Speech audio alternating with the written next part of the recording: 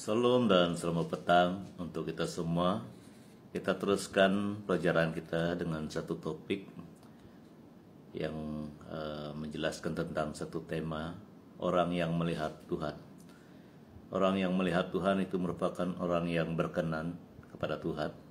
Jadi banyak orang yang mempunyai kerinduan untuk mengalami Tuhan dalam kehidupannya.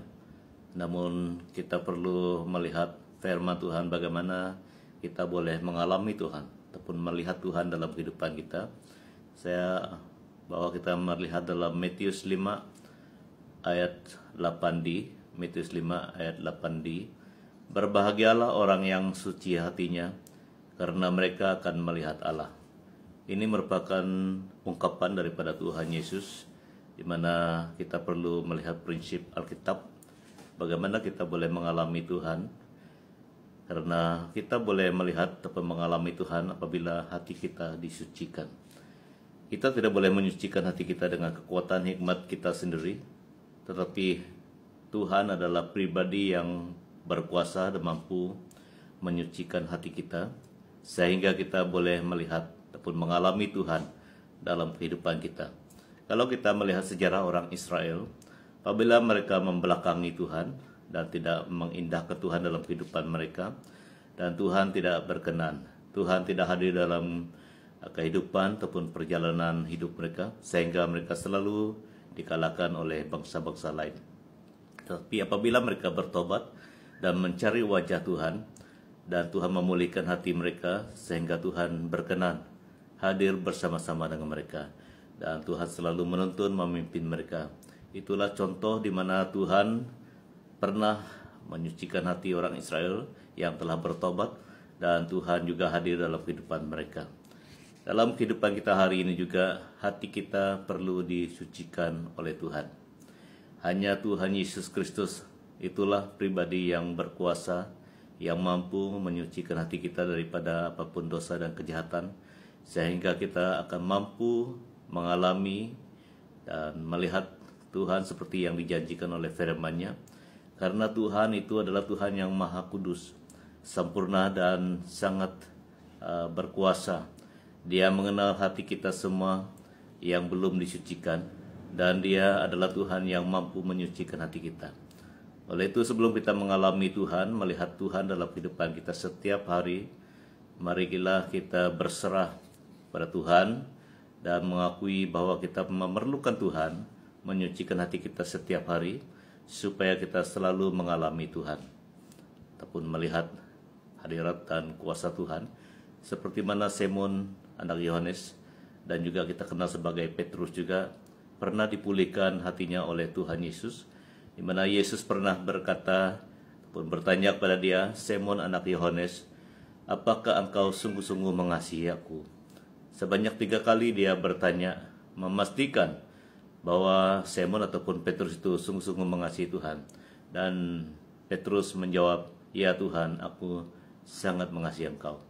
Dan itu merupakan cara Tuhan memulihkan hatinya. Karena Petrus juga pernah menyangkal Tuhan Yesus sebanyak 3 kali. Oleh itu dia perlu dipulihkan. Hatinya perlu dipulihkan, disucikan oleh Tuhan, supaya komitmennya kembali kuat dan kembali teguh melayani Tuhan, mengasihi Tuhan. Demikian juga kita hari ini. Kita memerlukan Tuhan hadir dalam hati kita, membersihkan hati kita daripada apapun perasaan dan sikap yang tidak baik. Karena Tuhan itulah pribadi yang mampu membebaskan kita daripada hati yang tidak berkenan di depannya. Mungkin kita perlu dipulihkan.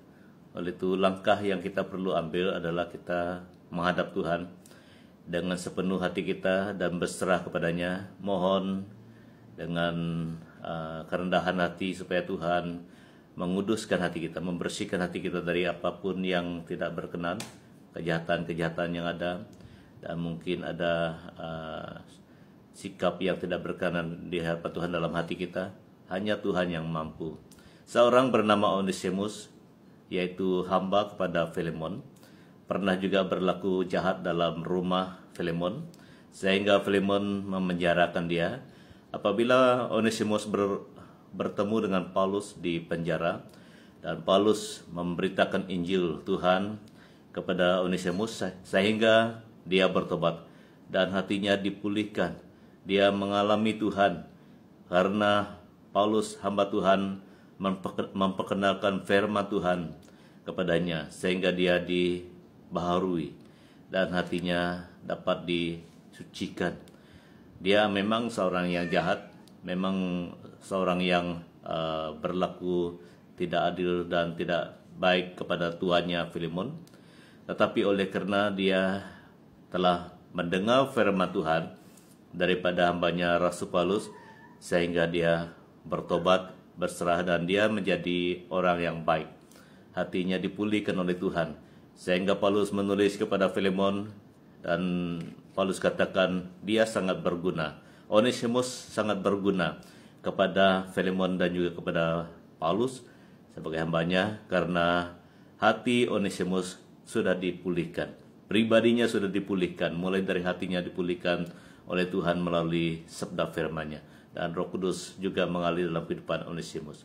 Oleh itu, Bapak Ibu saudara-saudari yang kekasih dalam Tuhan Yesus Kristus, hari ini merupakan hari bagi kita terus mau mengalami Tuhan, dan kita perlukan Tuhan setiap hari.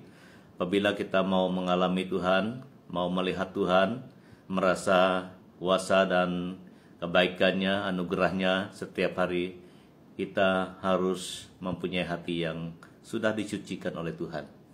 Tuhan adalah Tuhan yang tetap mampu, dulu, sekarang, sampai selama-lamanya, mampu membersihkan hati kita dari mana-mana hal-hal yang tidak baik, menjadi hati yang suci, sehingga janji Tuhan yang kita baca pada hari ini akan digenapi. Karena firman Tuhan berkata, berbahagialah orang yang suci hatinya, karena mereka akan melihat Allah. Allah itu adalah Yahweh. Yahweh itu adalah Tuhan. Tuhan adalah pencipta yang berkuasa di bumi dan di surga. Oleh itu, mari kita sama-sama senantiasa rendah hati, senantiasa berserah pada Tuhan, supaya Tuhan terus menguasai hati kita, sehingga hati kita terus suci dan senantiasa taat kepada Tuhan, melakukan firman-Nya, sehingga Tuhan memperlihatkan dirinya, kuasanya, kemurahannya dalam kehidupan kita. Sebelum kita melihat Tuhan, hati kita itulah yang perlu disucikan oleh Tuhan. Oleh itu pada hari ini mari kita menyelidiki hati kita, dan kita mengundang Tuhan hadir dalam hati kita, supaya Tuhan itulah yang akan membebaskan kita daripada mana-mana hal yang tidak baik, sehingga hati kita benar-benar suci. Dan ini merupakan berita baik untuk kita semua. Mari kita ambil kesempatan ini, kita uji hati kita uji diri dan pribadi kita. Apakah Tuhan sudah hadir dalam hati dan hidup kita? Karena Dia adalah sumber yang maha kuasa, yang mampu menyucikan hati kita, hidup kita dari apapun dosa dan kejahatan. Dan kita perlukan Tuhan setiap hari. Oleh karena kita perlukan Tuhan setiap hari, hati kita perlu disucikan dan terus berada dalam keadaan yang suci, kudus di hadapan Tuhan. Dengan apa hati kita boleh disucikan? Tidak lain, tidak bukan, itu adalah dengan kehadiran Tuhan. Kuasa Tuhan, firman Tuhan dan Roh Kudus-Nya harus senantiasa berada dalam hati kita. Apabila Roh Tuhan, firman Tuhan selalu ada dalam hati dan kehidupan kita, maka kesucian daripada Tuhan, kekudusan daripada Tuhan itu tetap ada dalam hati dan hidup kita, sehingga kita mampu melihat dan mengalami Tuhan setiap hari sampai Tuhan menjemput kita pulang. Oleh itu kita perlu mempunyai hati yang sudah disucikan oleh Tuhan kita Yesus Kristus. Hanya Dialah sumber yang mampu menyucikan hati kita. Dengan itu, hendaklah kita semua berserah dan terus berserah kepada Tuhan Yesus Kristus setiap hari, supaya Dia tetap mempertahankan kekudusan dalam hati kita, sehingga kita selalu dan senantiasa mengalami ataupun melihat Tuhan dalam kehidupan.